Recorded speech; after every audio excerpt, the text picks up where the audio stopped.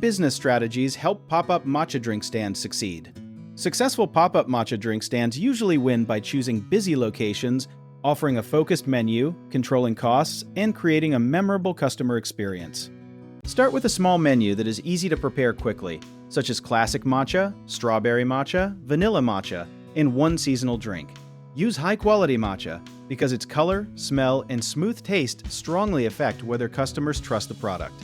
A useful detail many new sellers miss is that matcha loses freshness when exposed to light, heat, air, or moisture, so store it in a tightly sealed, opaque container and prepare only what you expect to sell soon. Test each recipe by measuring the matcha, water, milk, and sweetener so every customer receives the same flavor. Choose locations near offices, schools, gyms, markets, or events where people already want a quick drink and are willing to try something new. Before paying for a spot, count foot traffic at different times and ask the organizer how many similar vendors will attend. Keep prices high enough to cover ingredients, cups, permits, travel, staff, and wasted supplies, while offering one simple add-on, such as a larger size or an extra flavor.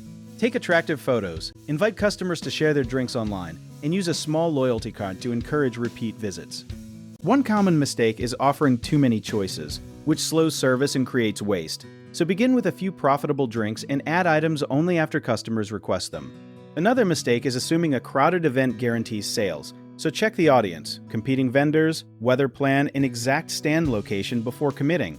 Some sellers also underprice their drinks because they count only matcha and milk, so calculate the full cost of each serving and track sales after every event.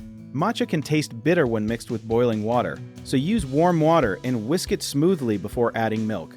Finally, do not rely only on walk-up customers. Announce the location, menu, and time online before the event, and collect permission-based customer contacts for future updates. If you enjoyed the video, check out our online resources that can really help get your business started in the description below.